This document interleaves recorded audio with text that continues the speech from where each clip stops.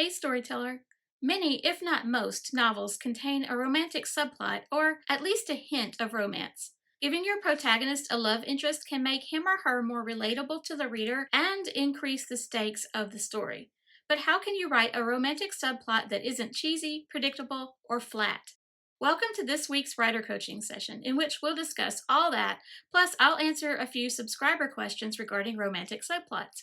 Hi, I'm Bridget from B Squared Writer Coaching, an author, editor, and your story coach, here to help you make your story powerful, polished, and publishable so you can move readers and help them experience your characters' romantic subplots and the rest of the journey with maximum emotional impact. Before we get started, I have a gift for you just for visiting my channel. The real method to creating unforgettable characters. A romantic relationship will only be memorable if the characters involved steal the reader's hearts. This free PDF will help you make your main character and his or her love interest unique in 4 easy steps without the need to write those boring, extensive character biographies. Just click the link in the description or visit b2writercoaching.com/reel. That's the letter B, the number 2, writercoaching.com/reel to download your copy. And be sure to stick around to the end so you won't miss this week's Power Up, a super practical action step you can take right now in the story you're working on. In the past month, I received quite a few subscriber questions about romantic subplots and how to write them well. Before we get into my tips and answers to those questions, I'd like to point out the difference between a romantic subplot and the romance genre. We're talking about subplots in this video, not necessarily writing for the romance genre, though some of these tips you can use for either. Keep in mind that if you're writing for the romance genre, so you're writing a romance novel, there are certain requirements that you'll have to fulfill. For one thing, the romance must be the central plot. It's the main point of the story. You will have, of course, another plot or other things going on. If it's romantic suspense, there may be a mystery involved or bad guys trying to track down one of the characters. It could be fantasy romance in which the story has an epic fantasy setting, but the love story is the main point. The other parts of the plot take second place. But if you're writing a romantic subplot, you can be writing any genre from contemporary to historical, epic fantasy, science fiction, western, mystery, thriller. Any genre really can have a romantic subplot. In this case, the love story is not the main point of the story, but it enhances or contrasts whatever's going on in your main plot. So you won't devote quite as much screen time, so to speak, or stage time to developing the love story or the romantic relationship in a book with a romantic subplot as you would for a novel written for the romance genre. Also, the ending really matters in the romance genre. If you're writing a romance novel, you need a happy ending. It can be a happily ever after or just a happy for now, but the people do need to get together by the end of the story. That's kind of the point of the genre. That's why readers pick up a romance novel. They want that predictable happy ending. If you're including a romantic subplot, however, in a different genre, you may have the happily ever after or happy for now ending, or you may not. A romantic subplot can end in tragedy or breakup or even character death. You can have a variety of endings, or maybe we leave the readers hanging a bit and we don't know for sure if these people are going to get together or not. It's better to resolve it one way or the other, though, because readers will want an answer to that question. But if you're writing a series, you might have a relationship that's ongoing for several books before we reach a resolution, whichever way it goes. And one more point I'd like to make, I am not an expert on romantic subplots or the romance genre. I do write with romantic subplots in my stories, but it's not my specialty as far as teaching goes. So I'm just going to share with you some of my experiences and you can take it or leave it. There are other videos on YouTube about writing romantic subplots, so I would encourage you to do a search for those. There is one in particular, I think the YouTuber did a fantastic job on outlining a romantic arc, similar to a character arc or the arc of the story itself. She broke it down into the component parts of a romance. This is mainly, I think, for romance genre stories, but you can definitely use her tips in a romantic subplot that will just be on a smaller scale than these events might be in the romance genre. I'll place a link to her video in the description so you can check it out. I'm going to divide this video into 3 sections, each containing 2 of the subscriber questions that I've received regarding romantic subplots. The first section or category we'll discuss today is setting up a likable character relationship. So how can we make the romance in our subplot likable for readers? First and foremost, and this goes for so many things in our storytelling, it comes down to purpose. We need to make sure the romantic subplot has a purpose in the overall story. It's not just there to be mushy or because we like romance. Now, that's not a bad reason to include a romantic subplot. I enjoy a good romantic subplot in the stories I read, and in fact, I will look for stories that specifically have this because I like the sweetness of a developing character relationship. However, the romantic subplot needs to enhance or contrast the main plot of the story. The relationship between these 2 characters needs to have some significant bearing on the overall plot and on the character arc of your main character and his or her love interest. Often, when we are using a romantic subplot, we will have either just the main character's point of view, or we may have the love interest point of view as well. Especially if we do use the love interest point of view, that person needs to have at least some level of a character arc alongside that of the protagonist. The relationship should impact the growth of each of the characters throughout the story, as well as the events in the main plot. It's important that we establish a starting point for these 2 characters, not just in terms of their ordinary world, so to speak. What is the state of their life at the beginning of the story, but also what is the state in relationship to each other? Are these 2 people friends and their relationship deepens to love throughout the story? Are they enemies? In the romance genre, you have many tropes that relationships are based on.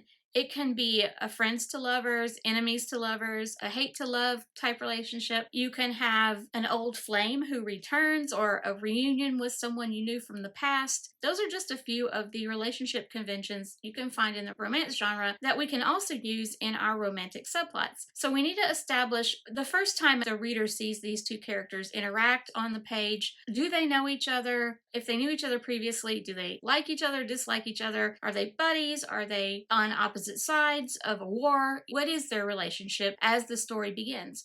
They could be strangers. Maybe these 2 people are going to meet for the very first time on stage in front of the reader. If that's the case, we need to show how they react to each other when they meet. Do they have good first impressions about each other, or do they dislike each other on sight? That's going to determine the course of the relationship you develop throughout the story and how you develop it. Just as in the character arc for our protagonist or the plot arc of the story, we need to give the reader that starting point so there is a place to grow from. Another way to make your romantic subplot likable is to place lots of obstacles in the way of the relationship throughout the book. These obstacles can take many forms, whether it's circumstances, other people, their own doubts, insecurities, some flaws that each of them have, or misperceptions of the other person. There are lots of options, but we do want to have enough obstacles standing in the way of the relationship so that it keeps things interesting and makes the reader wonder, are they or aren't they going to get together? But remember, these obstacles should arise naturally out of the main plot or complement the main plot in some way. Also, give readers a reason to want these 2 people to be together. Why should the reader root for this couple? Do they bring out the best in each other? Do they challenge each other in ways that maybe they've never been challenged, and this makes each character grow as a result? Maybe they're just both likable people and we want them to be happy. Whether they do end up together or not, that's up to you, but we need the reader to at least want that to happen. And finally, in order to be likable, this relationship needs to have a complete arc. Just like our protagonist needs a good character arc, or our plot needs a good story arc, the romantic subplot needs one as well. We need to have an inciting incident. Often this is when the characters meet each other for the first time, or if they knew each other before and one is returning home, it's when that person gets back in town and the other character finds out that he or she is there. It could be an incident that pits these 2 characters against each other for the first time. Whatever that is, something that sets off their relationship part of the story. Then we need to increase complications as we go. So those are those obstacles I mentioned earlier. And the romantic relationship should have a turning point, just like our story needs a turning point. Sometimes it's the same event, sometimes it's just around the same time of the story. but something that causes a shift in their relationship. This may be something the characters are aware of, and it may be just something the reader is aware of. Maybe one character shifts a little bit in his or her perception of the other person toward the positive, but it should be a shift in their relationship that's leading them more toward the romantic side of things. We will also need a version of the all is lost moment. This is usually a point at which it seems that the relationship can't possibly progress. Either one or both of the characters is believing at this point that there's no way they'll ever get together. If it's a strong romantic subplot, both characters may feel this way. There should be a reason for this, and the reader should be wondering, how are these two ever going to get past this problem that seems to be driving them apart permanently? Then we need the climax of the romantic relationship, so something that brings them back together and they face whatever the big challenge is that's separating them. This can be part of the main climax, or it may be a separate event that's close to the main climax, either right before or right after it. And then, of course, the resolution. Do they get together? Do they not get together? Does one of them die? Whatever it is, the relationship needs some kind of resolution. If you're carrying this over into more books in a series, there can be a smaller resolution. For example, if it's enemies to lovers, they become friends by the end of book one and things develop even more throughout the series. Or it may just be that they decide to see where things go. They don't really quite trust the relationship or trust their heart to that other person yet, but they're willing to give it a try by the end of this book. And then we are going to read more to find out if the relationship deepens later. Another subscriber question I received is, how can we decide which character should be your protagonist's love interest? This is really hard to answer because I don't know your characters and nobody knows your characters the way you do. So only you can figure this out. I can give you a couple of tips on things to think about though. If you're trying to choose between two or more established characters, these would be characters who already have another role in the story. You've already invented these people for another purpose. Then the first thing I would advise doing is asking yourself, do I really need a romantic subplot? If you decide that you do, then consider which character would fit your protagonist the best. This doesn't mean they're alike necessarily, because sometimes opposites attract, or at least people with different skill sets or different personalities can complement the skills and personalities of the other person. But which of these people will bring out the best in your protagonist and help that character grow the most, or be the best version of him or herself? This may require some experimentation. Try writing a couple of sweet scenes between your protagonist and each of the characters you're considering for a possible love interest and see where they take you. Sometimes characters seem to have a mind of their own, so just give it a try. I think the biggest point to consider is, in this romantic relationship, both characters should be better together than they are apart. Now, that is not to say they aren't whole without the other person. Just like in real life, a relationship isn't going to make you whole. It can enhance what you've already developed, and it can bring forth challenges in the areas in which we're weak. So it shouldn't be that this relationship is going to fix one of the characters. That's really unsatisfying to readers. What I mean by this is the two characters will bring out each other's best qualities, strengthen each other in ways that they never thought possible. Perhaps one character brings out qualities in the other that person never knew he or she possessed, and they just make each other feel like the best possible version of themselves. Or perhaps they push each other to become that best version. So once we've chosen a relationship that we think will be likable for readers, how do we develop that relationship?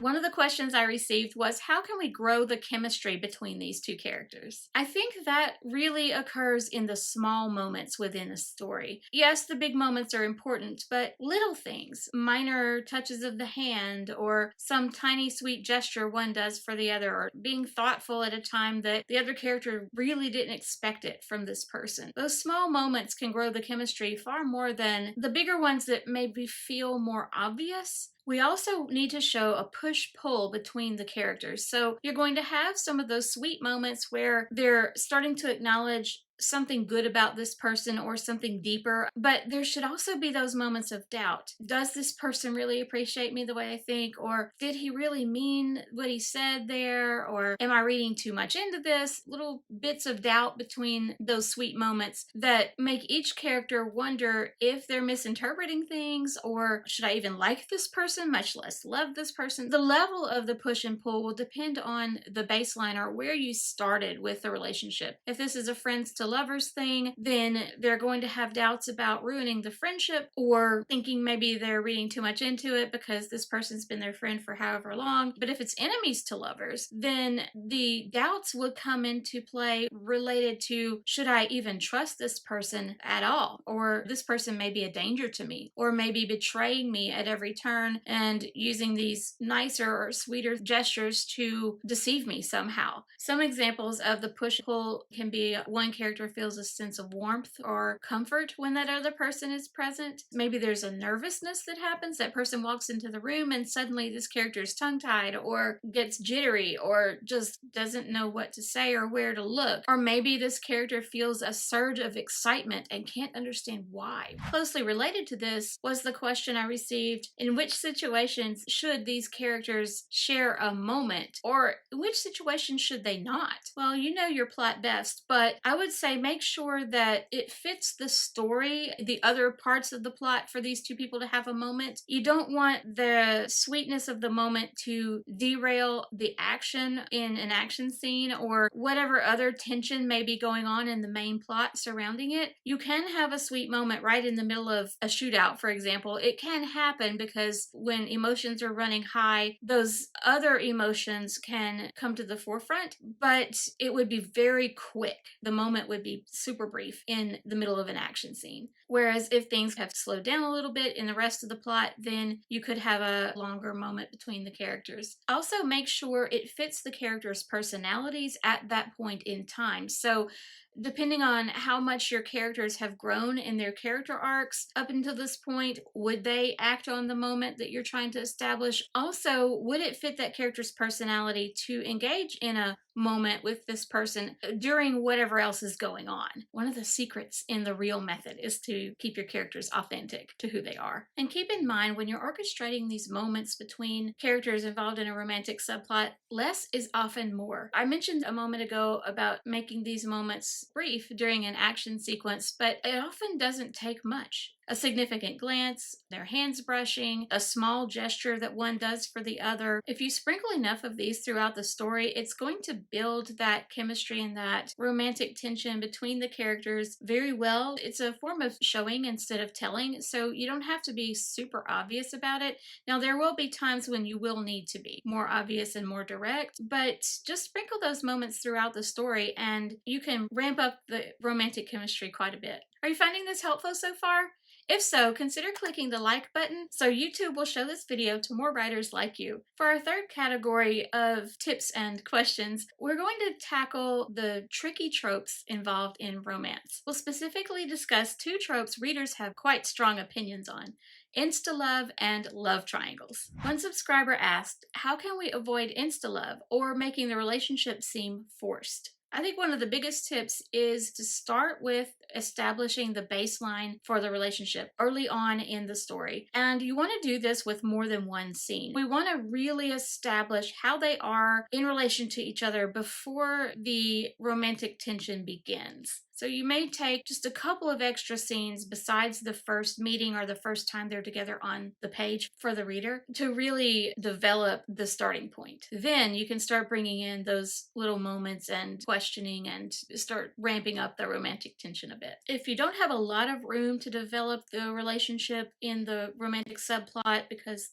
well, the main plot takes up most of the room, which it should. And if you do want the relationship to progress fairly quickly in terms of the positioning in the story, then just make sure you show one or both of the characters having doubts related to how fast the relationship is developing. This is sort of like what happens with plot holes or little inconsistencies in our stories. If one of the characters acknowledges it and points it out to another character, then readers won't feel like it's a mistake on the author's part, and so the reader's okay with it. The same goes with Insta-Love. If your characters are falling for each other fast, but this causes conflict for them, then that's good because it causes some more tension. Another tip is to make sure the relationship is developing naturally or growing naturally out of the events of the main plot. So is the main plot pushing these two people together or forcing them to spend more time together than they normally would? What events in the main plot can throw these two people together or can cause situations to occur that make the romance come to the forefront? This way, the relationship will feel more natural. And then, of course, you can just take your time with it and create more of a slow burn type relationship where they're not falling for each other right away and you have more push and pull, maybe more push than pull. At first, at least, until the turning point, perhaps, where the one character who's been shying away from the relationship starts to realize, well, yeah, I do have feelings, or whatever the case is with the relationship you're developing in your story. And if time is passing, maybe between a couple of scenes or from one chapter to the next, and we want to indicate to the reader that these people have been spending a lot of time together, we're just not putting it on the page, then we need to show at least one or two instances where they are spending time together and growing closer. But then we need to indicate through the narrative that they have been spending a lot of time together, even though we're not showing it in the form of a scene. That way it'll feel less like Insta-Love because we know that time has passed and the relationship is developing in a natural course. A really interesting question I received is, are love triangles important or necessary? No. That's the short answer. Now, we have to consider that there are many, many books that include love triangles, either in the romance genre or a romantic subplot, especially in young adult fiction. This is probably why many people feel like that's a necessity because they seem to be super popular. There are just so many of them. However, as of right now, at least what I'm hearing from readers, many, if not most readers, either say that they hate love triangles or they're just tired of them. Love triangles are not a new development and they're not exclusive to the YA genre. They've been around for centuries, but to do them well can be really tricky. A sub question that I received about this was, how can we write love triangles well in a way that's likable but also isn't so predictable? The reader can't just automatically know which character our protagonist is going to end up with. It comes back to purpose. I would say start out by asking yourself,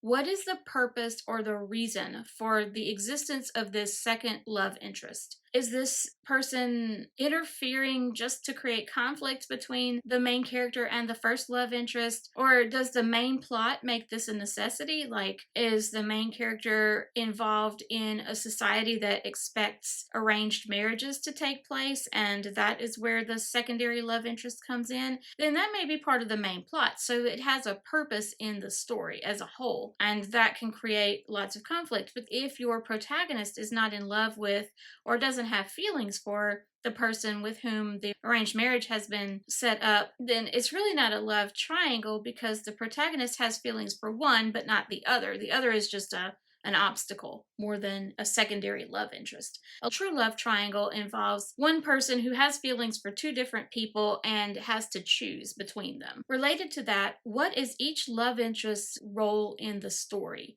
Let's say you as the author know which one you want the protagonist to end up choosing. So protagonist is going to choose character A and we're talking about character B. Does character B have a different role in the story besides being this obstacle and secondary love interest? And, well, does character A as well. Also, if character A, the one the protagonist will end up with, weren't there, would your protagonist choose character B? That's a really important distinction to make because if the protagonist wouldn't choose character B without the interference of character A, then it really isn't a good love triangle. The protagonist would need to be truly conflicted. And I would say make the reader conflicted as well. In order to do this, you would need to, again, show the reader why we want these two people together. Why do we want the protagonist to be with character A? And then why do we want the protagonist to be with character B? There should be compelling reasons to want the couples to be together on either side. So the reader will be torn. Which one do we like better, or which character is going to bring out the best in our protagonist? And again, if you don't want to make this an actual love triangle, just a circumstantial obstacle, then I would suggest showing the protagonist having clear feelings for character A, but not having romantic feelings for character B. Maybe the protagonist cares about character B on some level, but just isn't in love with that person. This can make the complication difficult because the protagonist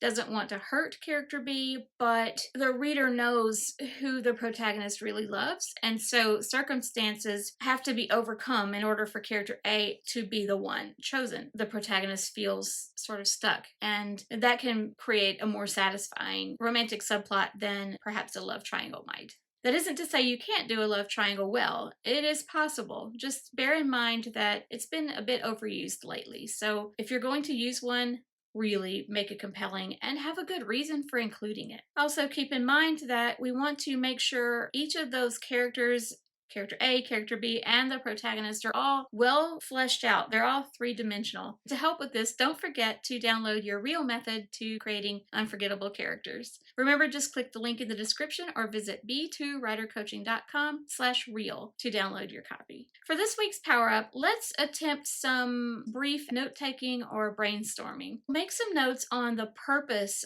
for your romantic subplot. If it starts out just, well, you like romance and so you want some romance in your book, then write that down. That's okay. But try to deepen it as you go, either as you're writing the story or as you're planning the story. Just start brainstorming. You can keep these notes handy and deepen them or complete them as you're writing. Consider how the romantic subplot affects or impacts the main plot of the story. Does it contrast the main plot? Maybe you have a lot of action going on and bad things are happening, and the romantic subplot adds some relief to that to contrast the negativity in the main plot. Maybe the romance gives the character hope and helps him to keep pursuing the goal instead of getting mired in the darkness of the enemy that he's trying to face.